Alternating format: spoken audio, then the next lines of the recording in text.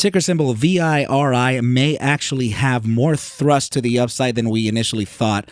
Let's go ahead and go over that thesis now. What is up, you guys? Thank you so much for stopping by once again. This is ARCa coming at you with a VIRI technicals, raw price action, and statistical thread of analysis on this Saturday. Before we get started, please make sure to subscribe to the channel, like the video, and share the video with a friend so that you and them could consider joining our trading community and Discord called ARCa Bulls. With that said, let's dive right in. All right, so yeah, you guys, we're looking at VIRI on the buy daily chart, and I have actually ran a couple back tests here, not just one, right? So particularly because we only have a few iterations of which where the conditions have actually met before an upside move, right? So the context or that criteria or condition is this. So particular to the buy daily time frame throughout the entire trading history of the VIRI asset, I have taken a back test where volatility has actually contracted. So anytime that volatility has contracted beyond and below the 15% or within the 15 percentile of volatility represented by this indicator, BBWP, I have paired that move with an upward slope of the stochastic momentum indicator. Okay, so anytime that criteria has met, I have taken note of that iteration's upside thrust, the duration of the iteration, and the amount of times that the iteration was, or the pair actually guessed the upside correctly versus incorrectly. So these are all the samples gathered, for the statistical data.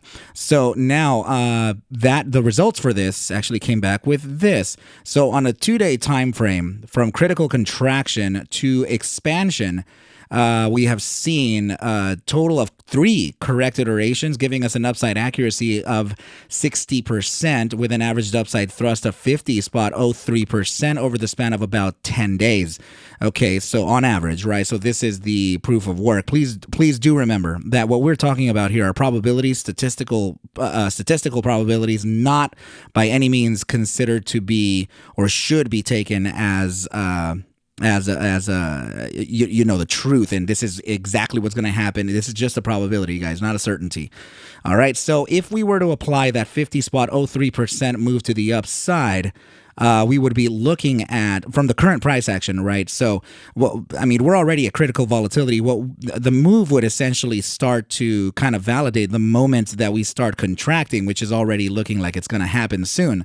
And we're still within the bullish control zone of the stochastic momentum with an upside pivot from both the EMA3 and the SMA14 K% and D% of the stochastics oscillator. Okay, so that puts us to a topside target, statistically speaking, of 103. Okay, so we should keep in mind these targets as we move along through the analysis, okay, because this is very important.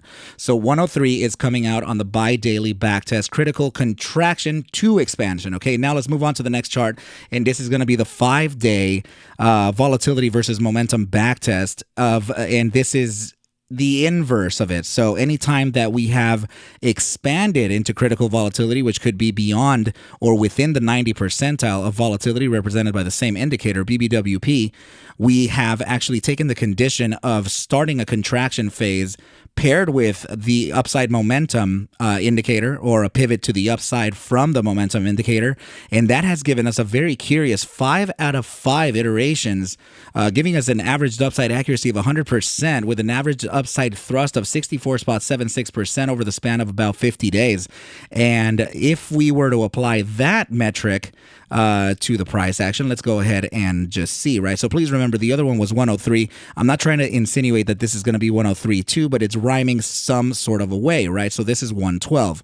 All right, so let's just go ahead and just keep in mind these targets as we move along. Okay, so now, if you do remember, actually from the live stream, I actually spoke about CXAI, right?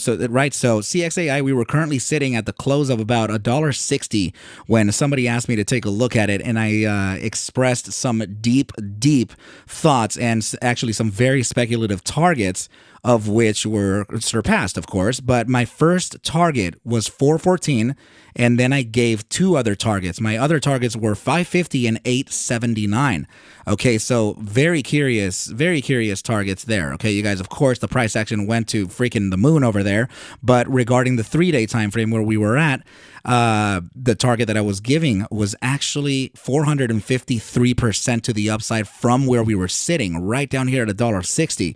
Okay, so it was massively bullish, obviously, right? So now the reason why I'm mentioning CXAI is because of the following. Okay, please notice that on CXAI we had only 2 candles here, and nothing historically speaking to get in the way, and that's kind of like why I was able to tell you guys that we were potentially going to see a 500% move to the upside. It was based on no real historical resistance or any type of range. The only type of resistance that we would face would be geometric targets, and that would be via Fibonacci, you know, a leading indicator giving us a future potential, right? So this is kind of why I was so excited to give CXAI as a play and give you guys the potential of just a slide to the upside. Go ahead and check out the you can go ahead and check out the live on, let's see, Monday, April 10th, right? That's kind of when I gave that signal before the move to the upside. So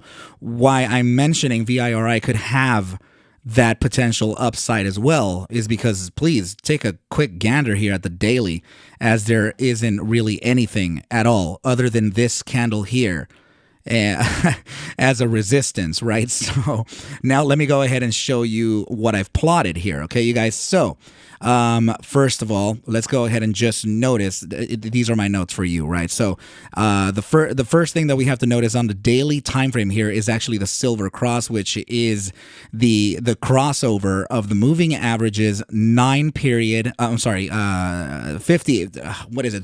over the 50 period EMA, right? So let me just go ahead and put it just like this, and go ahead and notice right down here that the 20 is crossing the 50 now. Okay, so the shorter time frame crossing above the longer time frame moving average is usually a very bullish signal, and we already got that silver cross here.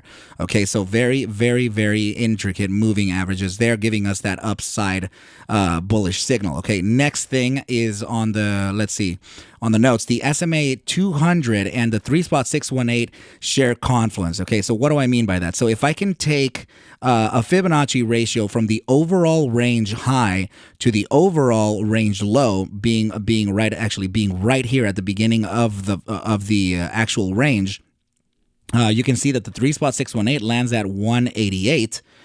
And the 200-day simple moving average on the daily is right at that target. I mean, it's actually a 205, right? But it's very interesting that it would be found right where that 3.618 would be, right? So it's already telling us that there are several geometric targets to kind of keep into consideration here. Okay, so now the inverse fib, which is this one here, taking into account the range high to the range beginning, right down here in an inverse manner, that actually has a very tight correlation to the 4.236 and this candle right there. Okay, so you're looking at this candle low, you can see on the L, right? So right there on the L, you can actually see that it's 192, and please go ahead and notice that the 4.236 is at 191, which is also confluent to the 200-day simple moving average, which is also confluent to the 3.618 regular Fibonacci ratio, and it is also confluent with the traditional take profit from this right-angled broadening ascending wedge, which you can actually find by taking a trend line from the breakout point, right, which would potentially be that, or honestly it would be possibly the next trading day on Monday, right, or Monday or Tuesday. So right over here we can actually take that trend line from the very bottom to the top side, and we can apply it then to the top side of the wedge, and that gives us an objective, right? So the price objective here is suggesting at about 160. Okay, so it's everything is landing within that one something target for now, right? And that's only because we have an immediate short-term resistance. Okay, so let me just go ahead and bring this up into the light here, and I would like to actually show you now the 2.618 landing right at 145, which has very much confluence with the top side of this target here, and also with the reversal, right? So with the reversal that we got right down to the 4.236 at 191, that's now sharing all that confluence too. Okay, so this is essentially the first range that I can see before finding a type of pullback, right? I would honestly see us, retracing probably right from that 191 to about 205 level, and then coming back to that. I mean, potentially we would actually come back to that 101 target. Okay, so that $1.01. Now we can actually start coming back to the other time frames, right? So please notice right here, $1.02, right, that we're looking at. 103 that we're looking at from the statistical move from our current position, 50 spot 03. This is the target that I'm actually asking you to remember.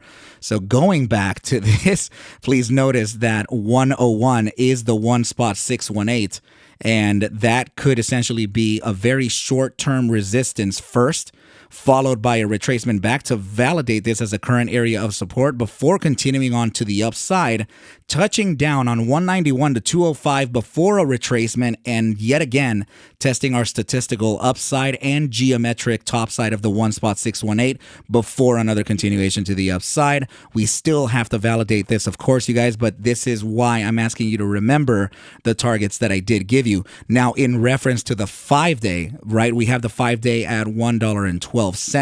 So $1.12 actually ends up just under the 2 fib, right, and just still upside of the 1 spot 618. So very much within this zone here. Okay, you guys. So lots and lots and lots of rhyming happening within this. So let's go ahead and continue the analysis here because now I do have to show you the RSI and the divergence chart. Okay, so this is so divergence is actually the opposition of price action versus momentum, right? So in this case, you can actually see that momentum is creating a series of higher lows, particular to the bottom pivots, right? And you can see that price action is making a series of lower highs, right? So in this, from the bottom side of this, right? So that indicates drives of regular bullish divergence, right? So this is it right over here. So you can see that they're stacking up like dominoes here. So there are so many. In fact, I can actually continue giving you more. This is another one here, another one here, another one here, there. Like there's so many that are actually pivoting to this point here on the daily chart.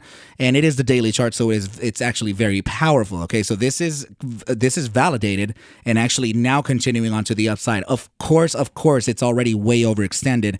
We can actually see, historically speaking, on the daily that we have an 84.66% top side from this iteration on August 12th, 2022, and we are currently sitting at about 78.97%. So definitely still a significant upside to go, which yet again kind of gives validity to that potential touch of the target right up here between the honestly it could be the 1 spot 618 first at 101 or 103 per the statistical backtest, retracement back to validate our newly converted resistance into then a support before a continuation onto the upside. Okay, so let's go ahead and continue on that analysis and pull up multi-pane here so that we can finish this off. Please remember, guys, that I still have a few seats left, maybe I think 11 or 12 seats left from the 30 for the last Masters Trading course that I will be offering. Okay, this is probably going to be the last one. I will no longer teach that, or it'll probably be a long time before I consider it again. Okay, you guys, so go ahead and refer to the link in the description below, or actually refer to the Gmail in the description below and send me an email, and then I'll go over the price points and all that stuff with you. Okay, you guys, so let's go ahead and now look at the RSI from the immediate short-term time frame, 30-minute, and you can actually see that the 30-minute is still a little bit in consolidation right now, and actually almost every time frame is below the hourly, right? So even the hourly is actually still in consolidation. So let's go ahead and move on to the next time frame, as we can't really use that, right? So please note, I'm sorry, pardon me, losing my breath there. So please notice here that the 14-day simple moving average, represented by this pink line, is actually approaching to the upside that signal line, right? The RSI signal. So that can actually, or very well, be used as a form of support before a continuation.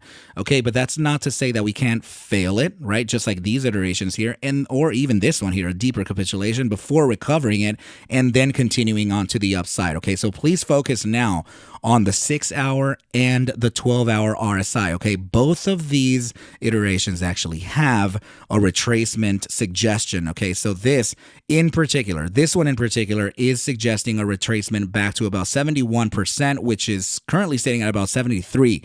The importance about this is that it is within the gravitational zone of the overbought percentile, meaning that we would essentially fail this temporarily.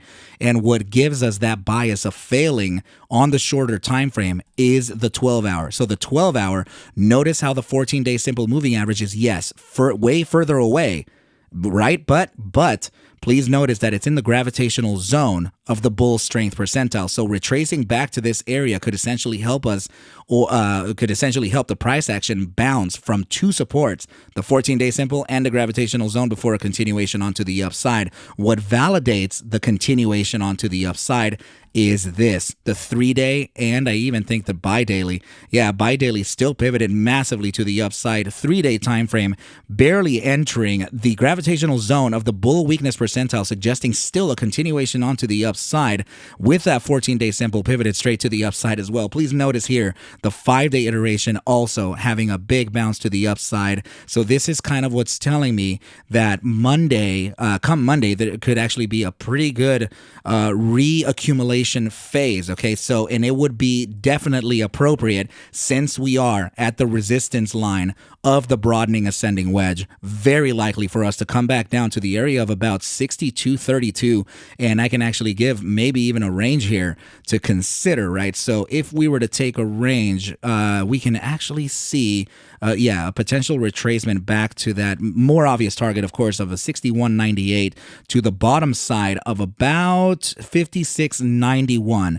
Okay, yes, huge drop to this area here, but it would essentially serve as a potential bounce to the upside. Please notice that I have one more target for you. Okay, so it's always possible. Okay, we can definitely come back down to this wick high here from the first candle after the capitulation, which is the top side of 54 cents dead on. Okay, so that could be the I mean, it's highly probable that we can actually come back to there, right? So the thing is that you would need to just be very careful, because we are essentially talking about a drop of about 20%. Okay, so that would, that can flash a lot of momentum signals to the downside and stop out a lot of people there, thus creating a deeper supply and actually pressuring this to the downside even more. If it does move to the downside more, expect a 48.41 before a pretty substantial bounce to the upside. Sorry that this video has gone this long, you guys. Please remember, first and foremost, that I am not a financial advisor. Take whatever I do show and iterate within these videos as just a form of entertainment, as I cannot suggest for you to buy or sell any assets whatsoever. I need you to do your own due diligence and everything will be cool. All right, you guys? But with that said, I wish you a very good night, rest of your day, right? And a very good rest of your weekend. And I will catch you at the bell, very excited, on Monday. Adios, you guys.